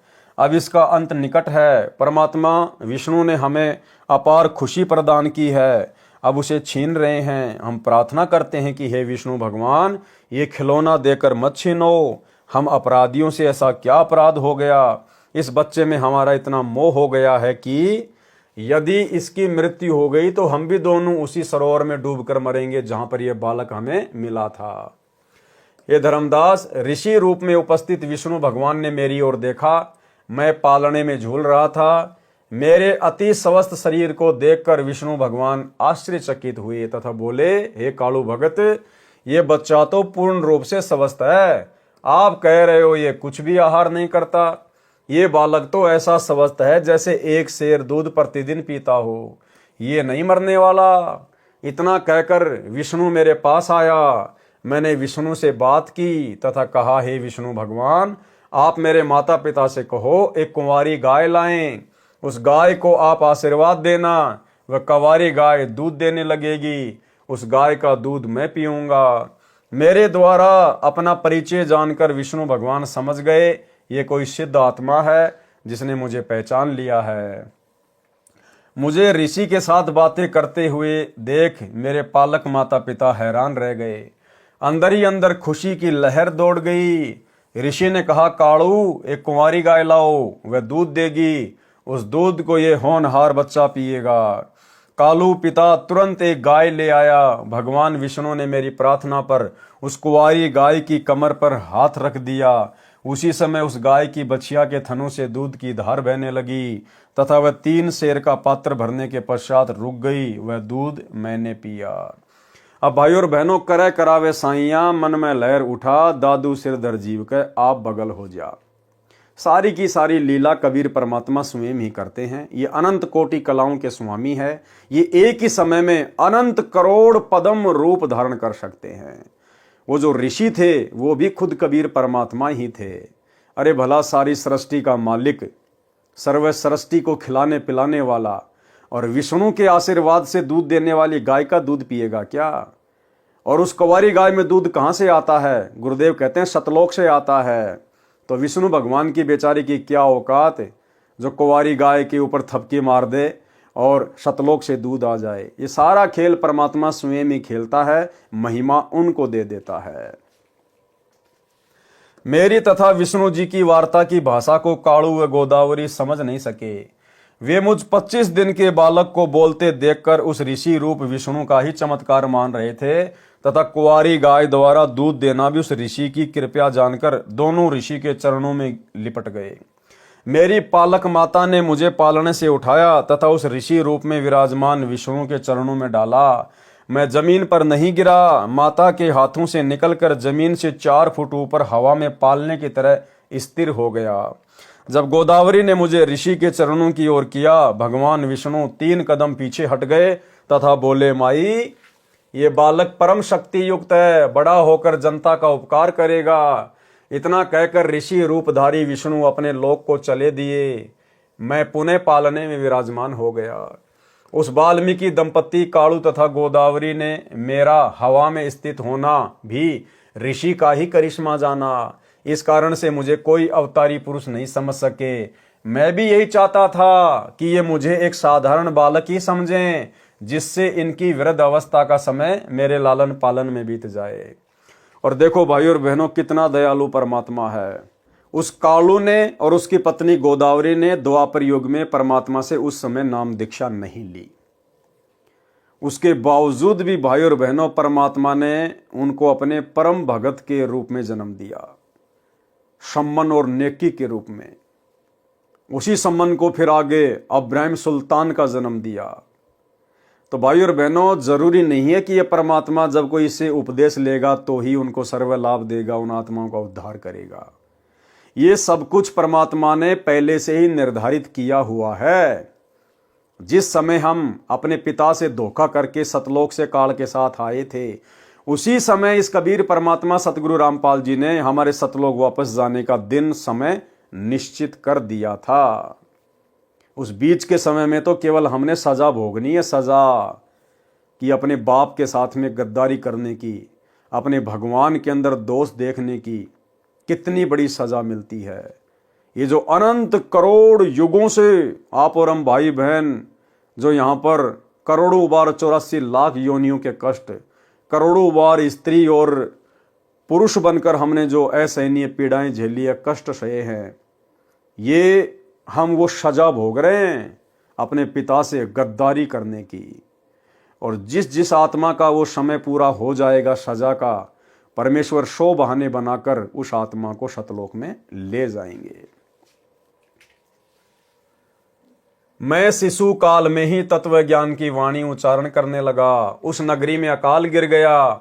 मेरे माता पिता मुझे लेकर बनारस काशी आए तथा वहां रहने लगे। कलयुग में कालू का जन्म सम्मन रूप में तथा गोदावरी का जन्म नेकी के रूप में दिल्ली में हुआ। जो कबीर जी की शरण में आए, उनका एक पुत्र शिव भी परमात्मा की शरण में आया। काशी नगर में एक सुदर्शन नाम का वाल्मीकि जाति का पुण्यात्मा मेरी वाणी सुनकर बहुत प्रभावित हुआ। मैंने सुदर्शन भगत को सृष्टि रचना सुनाई। सुदर्शन मेरी हम उम्र था। उस समय मेरी लीला में आयु 12 वर्ष की थी। जब काशी के विद्वानों से ज्ञान चर्चा होती थी, सुदर्शन भी मेरे साथ जाता था। एक दिन सुदर्शन ने कहा, हे करुणामय, आप जो ज्ञान सुनाते हो इसका समर्थन कोई भी ऋषि नहीं करता। आपके ज्ञान पर कैसे विश्वास हो? हे करुणामय, आप ऐसी कृपा करो जिससे मेरा भ्रम दूर हो जाए। हे धर्मदास, मैंने उस प्यारी आत्मा सुदर्शन को सतलोक के दर्शन कराए। आपकी तरह उसको भी 3 दिन तक ऊपर के सर्वलोकों में ले गया। सुदर्शन का पंच भौतिक शरीर अचेत हो गया। सुदर्शन भी अपने माता पिता का इकलौता पुत्र था। अपने इकलौते पुत्र को मृत तुल्य देखकर उसके माता पिता विलाप करने लगे तथा हमारे घर आकर मेरे माता पिता से झगड़ा करने लगे। कहा कि तुम्हारे करुण ने हमारे बच्चे को जादू जंत्र कर दिया, वह सेवड़ा है, हमारा पुत्र मर गया तो हम आपके विरुद्ध राजा को शिकायत करेंगे। मेरे माता पिता ने मेरे से उन्हीं के सामने पूछा, हे करुण, सच बता, तूने क्या कर दिया उस सुदर्शन को? मैंने कहा, वह सतलोक देखना चाहता था, इसलिए उसे सतलोक दर्शन के लिए भेजा है। शीघ्र ही लौट आएगा। कई वैद्य बुलाए, कई झाड़ फूक करने वाले बुलाए, कोई लाभ नहीं हुआ। तीसरे दिन सुदर्शन के माता पिता रोते हुए मेरे पास आए। बोले, बेटा करुण, हमारे पुत्र को ठीक कर दे, हम तेरे आगे हाथ जोड़ते हैं। मैंने कहा, माई, तुम्हारा पुत्र नहीं मरेगा। मेरे परमेश्वर कबीर साहिब को अपने साथ अपने घर ले गए। मेरे माता पिता भी साथ गए। आसपास के व्यक्ति भी वहां उपस्थित थे। मैंने सुदर्शन के शीश को पकड़कर हिलाया तथा कहा, हे सुदर्शन, वापिस आ जा, तेरे माता पिता बहुत व्याकुल हैं। इतना कहते ही सुदर्शन ने आंखें खोली, चारों ओर देखा, अपने सिर की ओर मुझे नहीं देख सका। उठ बैठकर बोला, परमेश्वर करुणा में कहाँ है? रोने लगा, कहाँ गए परमेश्वर करुणा में? उपस्थित व्यक्तियों ने पूछा, क्या करुण को ढूंढ रहा है? देख, यहां बैठा है तेरे पीछे। मुझे देखते ही चरणों में शीश रखकर विलाप करने लगा तथा रोता हुआ बोला, हे काशी के रहने वालों, ये पूर्ण परमात्मा है। ये सर्व सृष्टि रचनहार अपने शहर में विराजमान है। आप इसे नहीं पहचान रहे। और भाई और बहनों, हम सभी सत्सेवक भाई बहन पिछले 8-10 वर्षों से चिल्ला चिल्ला कर वीडियो बना बना के, दुनिया तो खैर कहाँ समझेगी, हम अपने भगत भाई बहनों को समझाने का प्रयास कर रहे हैं। जो भगत भाई बहन सतलोक आश्रमों से जुड़े हुए हैं, वो भाई बहन भी आज अपने गुरुदेव को परमात्मा के रूप में नहीं मान रहे, नहीं पहचान रहे, नहीं समझ रहे। ये मेरे साथ ऊपर के लोक में गया। ऊपर के लोक में ये पूर्ण परमात्मा के रूप में एक सफेद गुंबद में विराजमान है। यही दोनों रूपों में लीला कर रहा है। सर्व व्यक्ति कहने लगे, इस कालू के पुत्र ने भिखू के पुत्र पर जादू कर दिया है, जिस कारण से इसका दिमाग चल गया है। इस करुण को ही परमात्मा कह रहा है। भला हो भगवान का भिखू का बेटा जीवित हो गया, नहीं तो बेचारों का कोई बुढ़ापे का सहारा ही नहीं था। ये कहकर सर्व अपने अपने घर चले गए।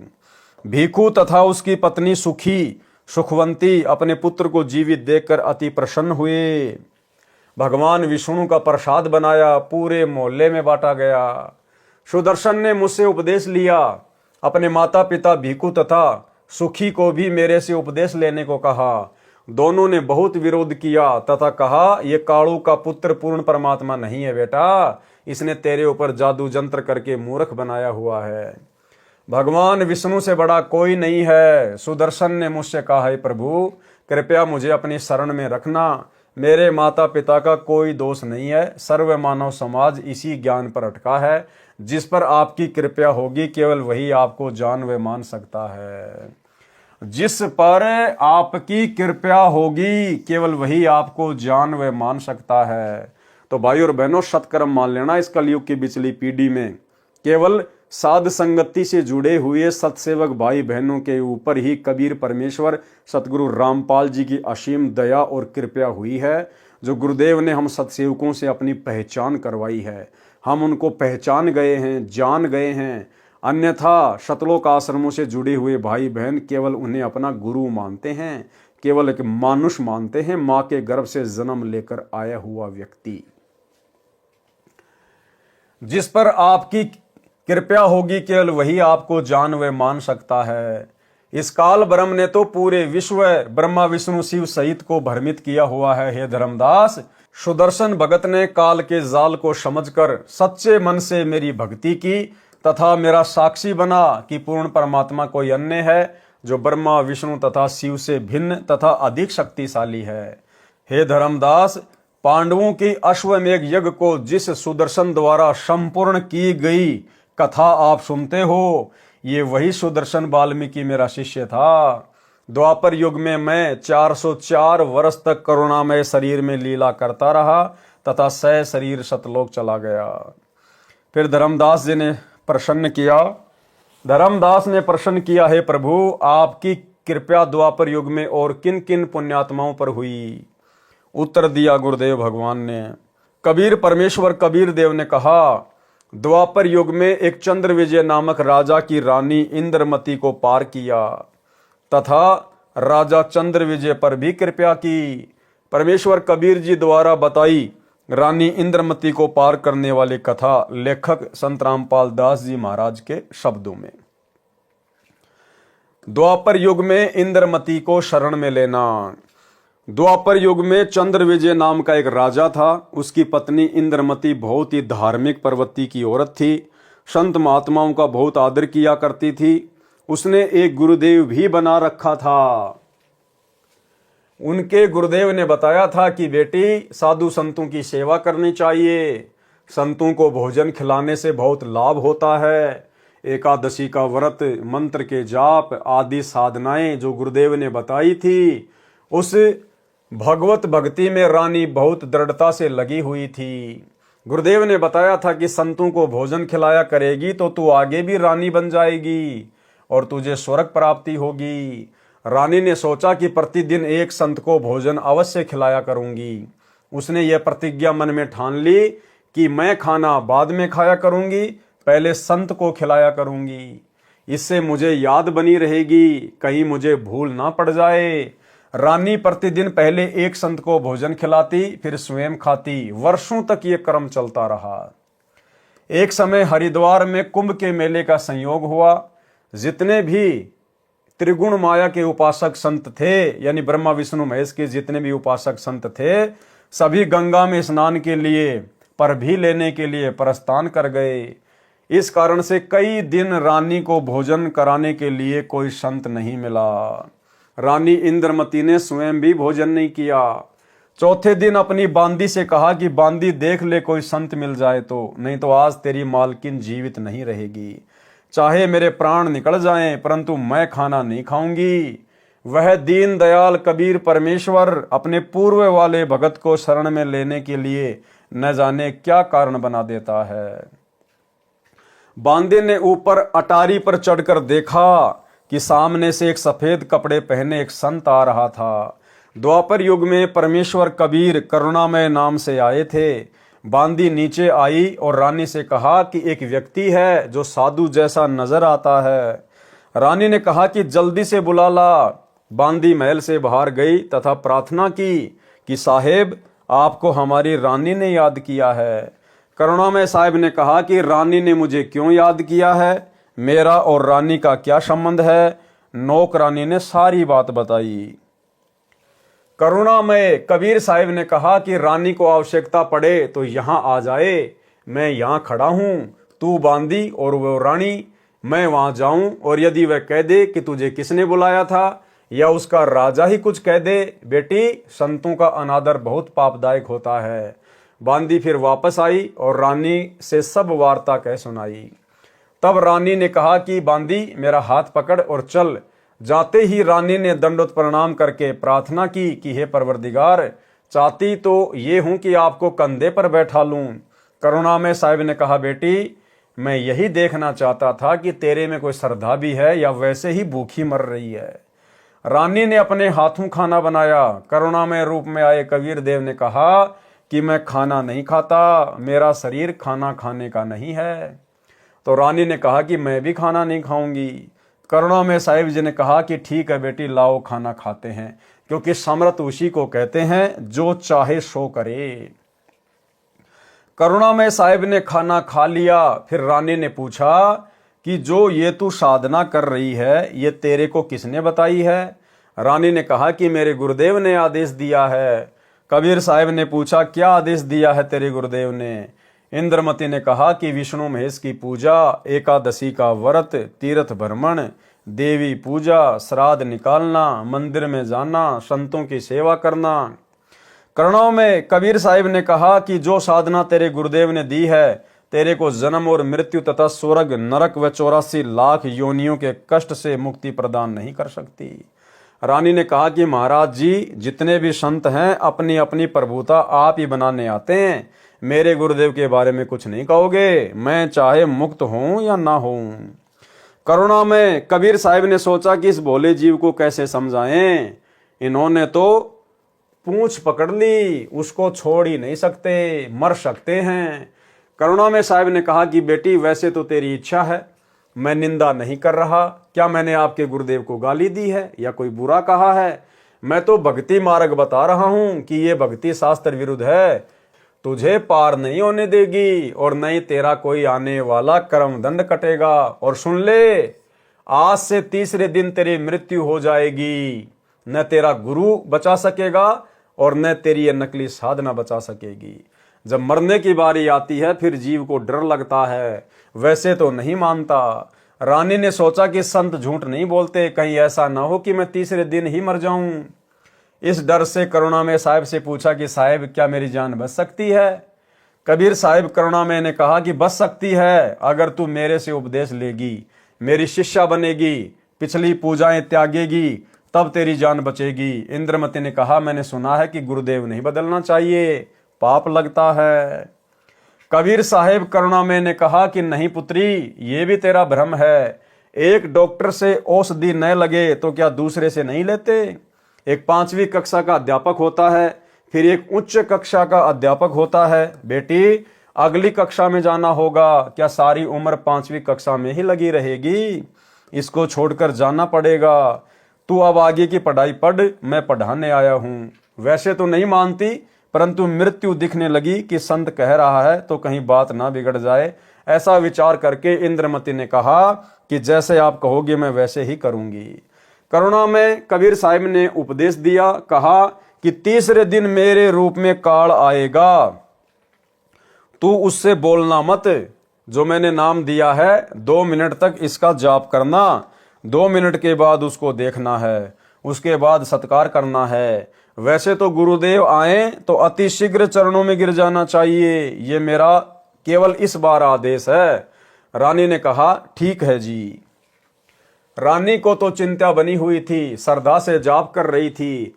कबीर साहिब करुणामय साहिब का रूप बनाकर गुरुदेव रूप में काल आया। अब भाई और बहनों, इस विषय में दास पहले बहुत सारे वीडियो बना चुका है कि कबीर परमेश्वर जी के रूप में काल कभी भी धरती पे नहीं आ सकता। कभी भी वो हमारे पूज्य गुरुदेव सतगुरु रामपाल जी का रूप नहीं बना सकता, क्योंकि वर्तमान में जो रूप धरती पर आप जी देख रहे हैं सतगुरु रामपाल जी का, ये इनका वास्तविक रूप है, शतलोकी रूप है, और काल इनका पुत्र है। काल कभी भी अपने बाप का रूप नहीं बना सकता। लेकिन आज से पहले परमात्मा जिन जिन रूपों में प्रकट हुए हैं, कभी अपने पुत्र जोगजीत के रूप में, कभी सहजदास के रूप में, कभी ज्ञानी के रूप में, इसलिए काल वो रूप बना सकता है, वो अपने भाई का रूप बना सकता है, क्योंकि काल ने जोगजीत का रूप धारण करने का वरदान ले रखा है। जब प्रथम बार कबीर परमात्मा काल की तपतशिला पर आए, काल के साथ में भेंट हुई, तो कबीर परमात्मा अपने पुत्र जोगजीत के रूप में आए थे। तो बहुत सारी वार्ता हुई, गुरुदेव ने हमें अनेकों बार बताई है। उनमें से एक वचन काल ने यह भी मांगा था कि हे परमात्मा, हे भाई, आप मुझे आज्ञा दो कि मैं आपका रूप बना सकूं। तो परमेश्वर ने कहा कि तथास्तु, आप मेरा रूप बना सकते हो। तो जो रूप परमात्मा काल के सामने बना के आते हैं अपने पुत्रों का, वो रूप काल बना सकता है, उसने वरदान मांग रखा है, लेकिन अपने बाप का रूप नहीं बना सकता। सुनिए छोटा सा सत्संग। दो अक्के अक बचन भर लो, बचन भर लिया, अकबर लिया भाई।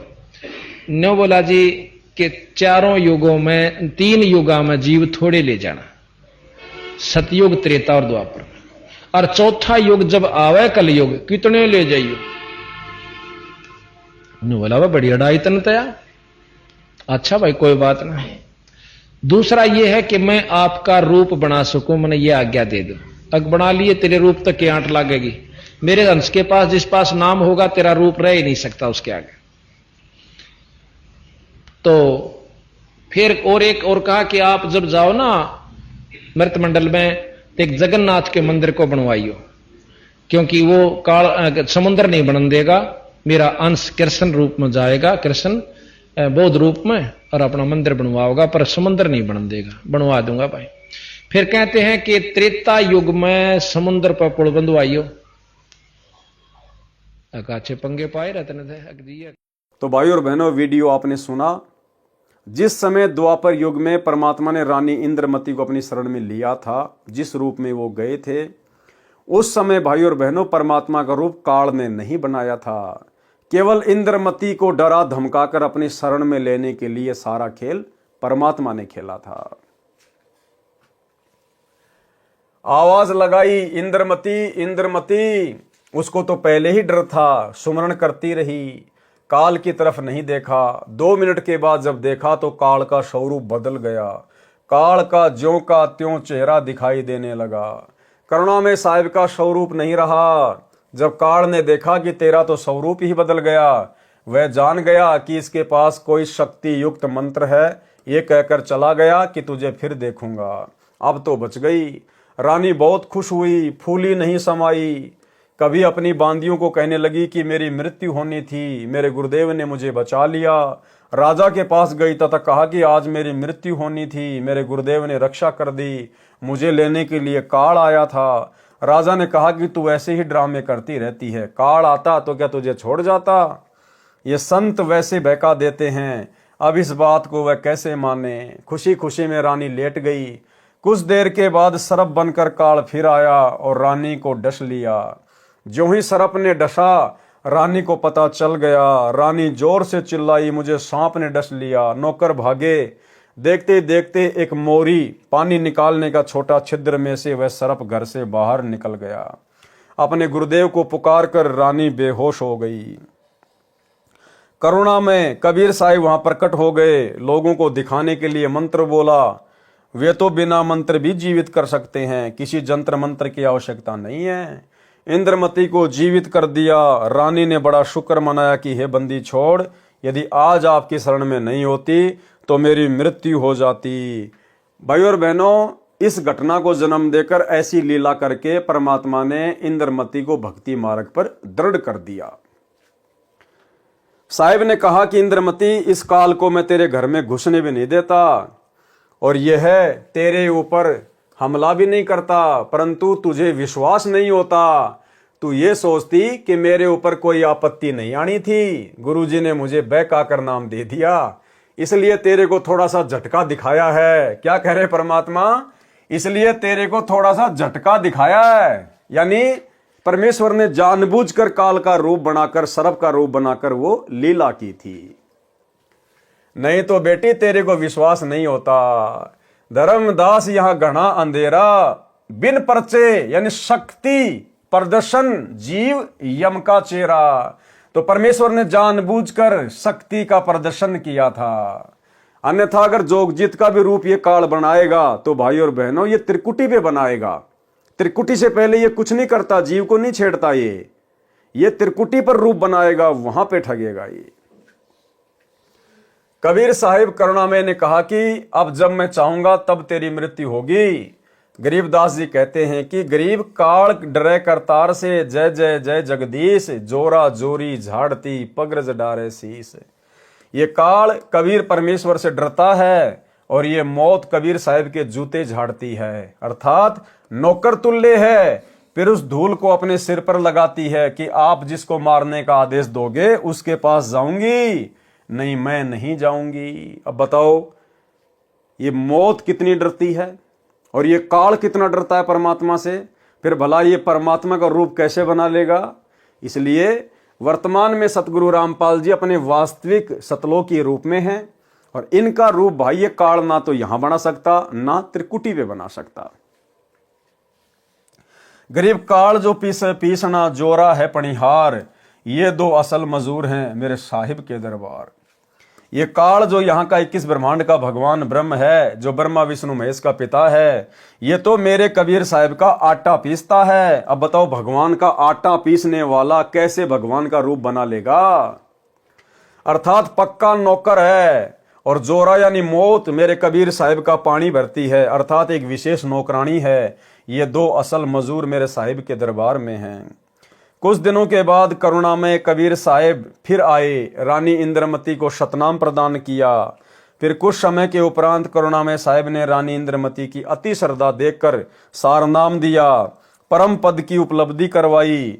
परमेश्वर करुणामय रूप से रानी के घर दर्शन देने जाते रहते थे तो इंद्रमती प्रार्थना किया करती थी कि मेरे पति राजा को समझाओ मालिक, ये भी मान जाए आपके चरणों में आ जाए तो मेरा जीवन सफल हो जाएगा। अब ये भी जीव की कमजोरी होती है कि मेरा पति भी आपके चरणों में आ जाए तो मेरा जीवन सफल हो जाए, ये भी जीव की एक कमजोरी होती है। चंद्र विजय से कबीर साहिब ने प्रार्थना की कि चंद्र विजय आप भी नाम लो, ये 2 दिन का राज और ठाठ है, फिर 84 लाख योनियों में प्राणी चला जाएगा। चंद्र विजय ने कहा कि भगवान मैं तो नाम लूं नहीं और आपकी शिष्या को मना करूं नहीं, चाहे सारे खजाने को ही दान करो, चाहे किसी प्रकार का सत्संग करवाओ, मैं मना नहीं करूंगा। कबीर साहिब करुणामय ने पूछा आप नाम क्यों नहीं लोगे। चंद्र विजय राजा ने कहा कि मैंने तो बड़े बड़े राजाओं की पार्टियों में जाना पड़ता है। करुणामय कबीर साहिब ने कहा कि पार्टियों में जाने में नाम में क्या बाधा है, सभा में जाओ, वहां काजू खाओ, दूध पियो, शरबत जूस पी लो, शराब मत प्रयोग करो, शराब पीना महापाप है। परंतु राजा नहीं माना।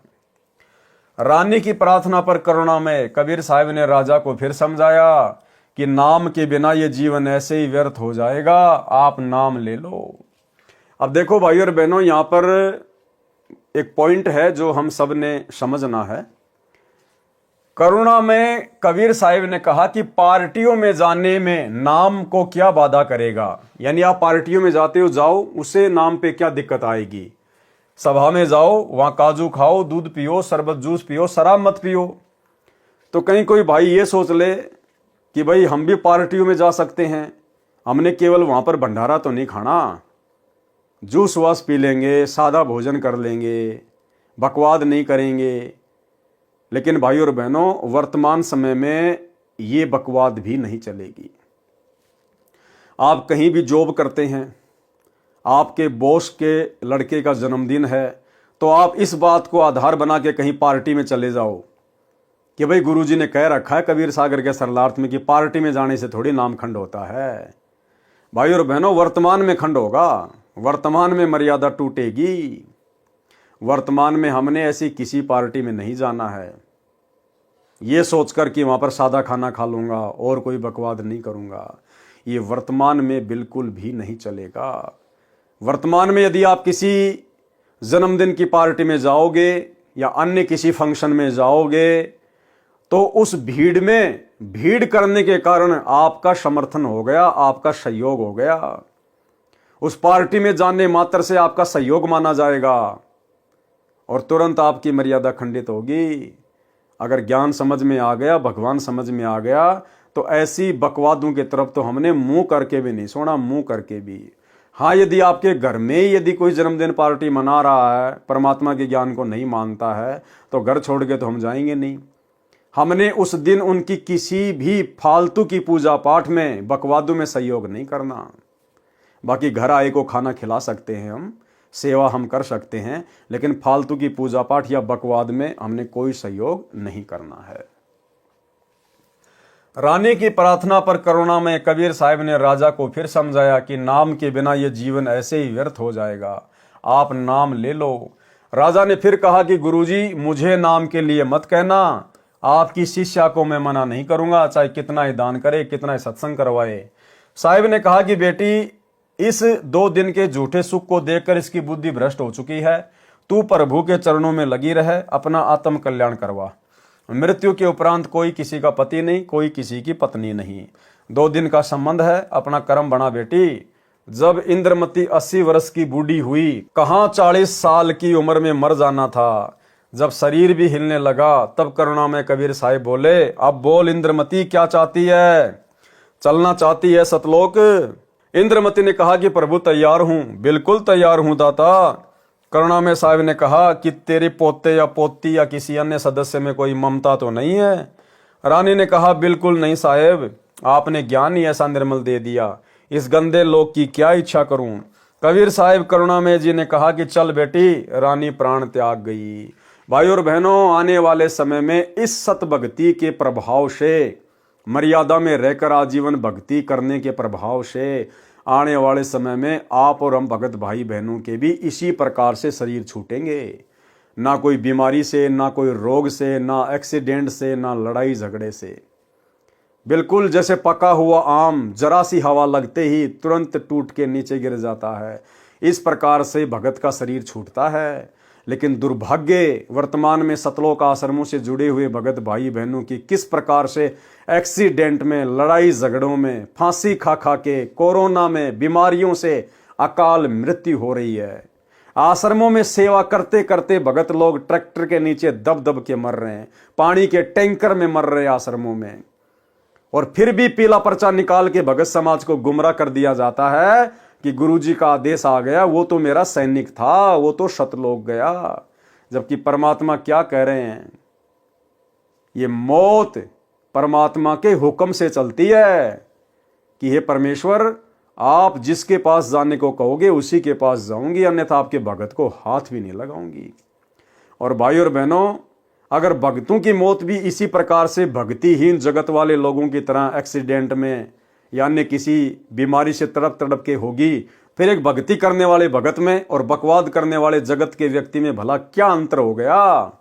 अगर जगत वालों की तरह ही भगत को मरना है तो एक छोटा सा सत्संग जिसमें गुरुदेव यही समझा रहे हैं कि मेरे भक्तों की मौत जगत वालों की तरह नहीं होगी। सुनिए सत्संग।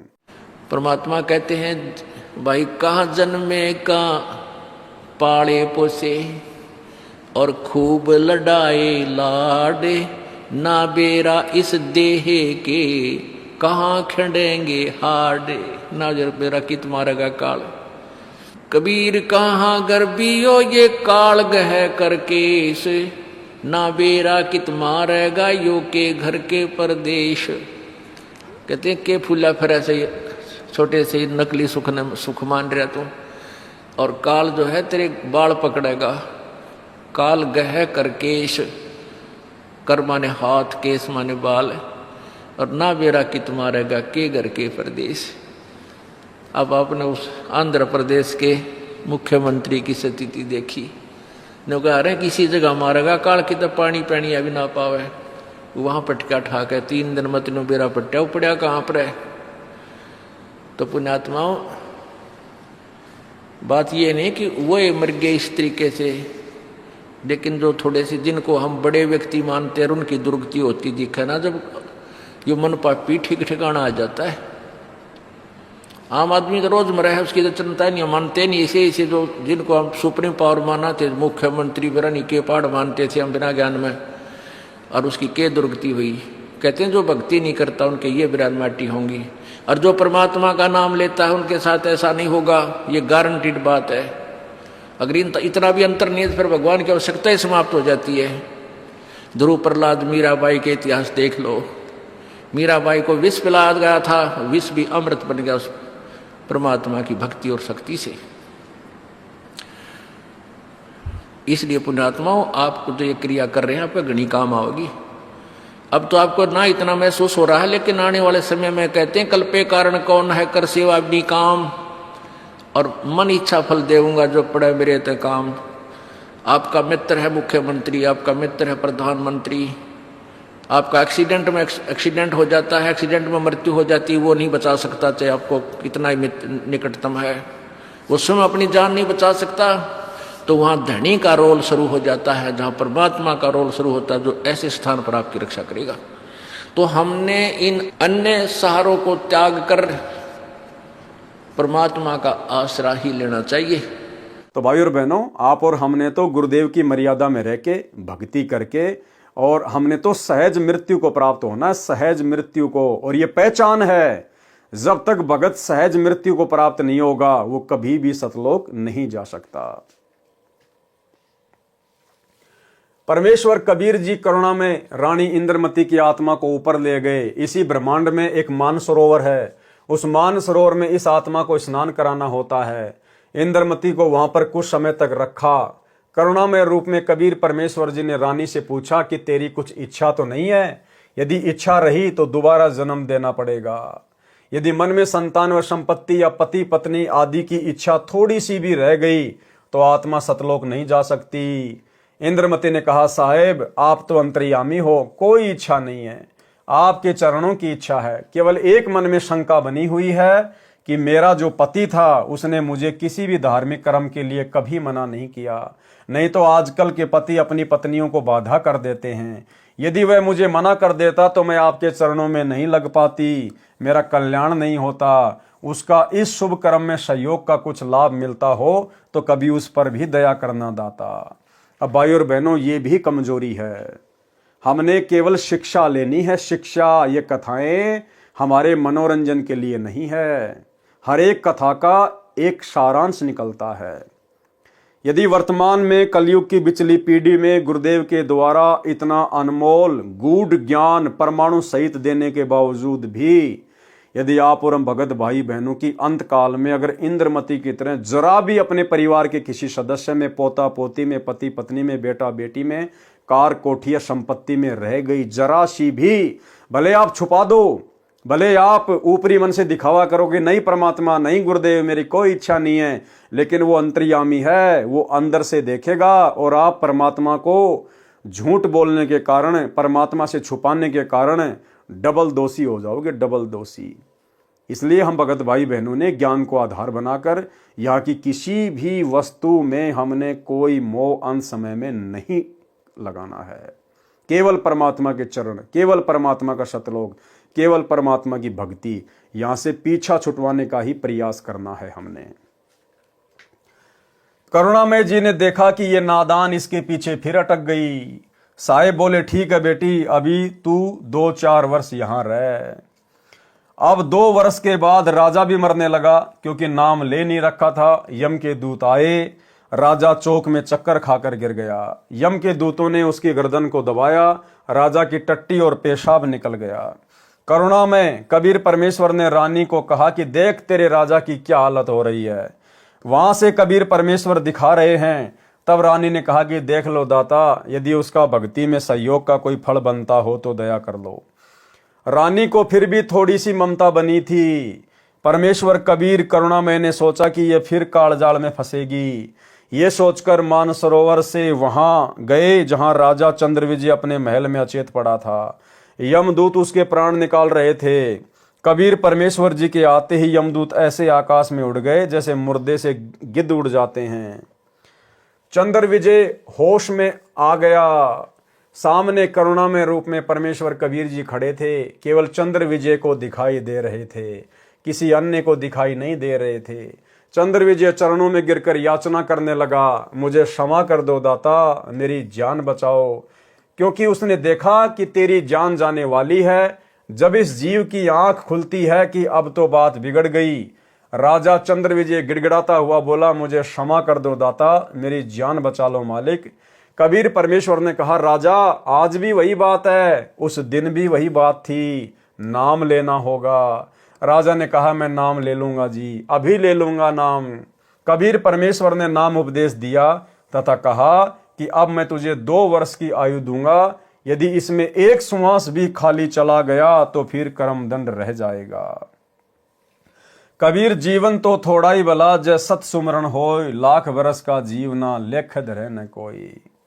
शुभ कर्म में सहयोग दिया हुआ पिछला कर्म और साथ में श्रद्धा से 2 वर्ष के सुमरण से तथा तीनों नाम प्राप्त करके कबीर साहिब चंद्र विजय को भी पार कर ले गए। बोलो सतगुरुदेव की जय। फिर धर्मदास जी ने प्रश्न किया। धर्मदास जी ने कहा, हे कबीर परमेश्वर, हमारे को तो ब्राह्मणों विद्वानों ने यही बताया था कि पांडवों की अश्वमेघ यज्ञ को श्री कृष्ण भगत सुदर्शन सुपच ने सफल की थी तथा भगवान कृष्ण जी ने गीता में कहा कि अर्जुन युद्ध कर, तुझे कोई पाप नहीं लगेगा। ये सर्व योद्धा मेरे द्वारा पहले से मार दिए गए हैं, तू निमित्त मात्र बन जा। कहीं तू युद्ध में मारा गया तो स्वर्ग जाएगा, यदि तू युद्ध में मारा गया तो स्वर्ग जाएगा, यदि युद्ध में जीत गया तो पृथ्वी के राज्य का सुख भोगेगा। उत्तर दिया कबीर परमात्मा ने। कबीर परमेश्वर जी ने कहा, धर्मदास, सुदर्शन सुपथ श्री कृष्ण भगत नहीं था, वह पूर्ण ब्रह्म का उपासक था। सुन पांडवों के यज्ञ के संपूर्ण होने की कथा, कृपया निम्न पढ़े पाठक जन। परमेश्वर कबीर जी द्वारा बताया पांडव यज्ञ का प्रकरण, जो धर्मदास जी ने सप्तम वेद के पद्य भाग में लिखा है लेखक के शब्दों में। पांडवों की यज्ञ में सुपच सुदर्शन द्वारा शंख बजाना। अब भाई और बहनों, आज के वीडियो में हम केवल इतना ही लेंगे। कल रात्रि 8 बजे हम इस कथा को पांडवों के अश्वमेघ यज्ञ में सुपच सुदर्शन के रूप में, यानी अपने भगत के रूप में कबीर परमात्मा के द्वारा जाकर उनकी यज्ञ को सफल करना, इस प्रकरण को हम कल रात्रि 8 बजे लेंगे। तो आज के वीडियो में केवल इतना ही। कल रात्रि सभी भाई बहन फिर से लाइव जुड़िए। तब तक गुरुदेव भगवान हम सबको आज्ञा दें, इजाजत दें, आशीर्वाद दें। बंदी छोड़ सतगुरु रामपाल जी भगवान की जय हो।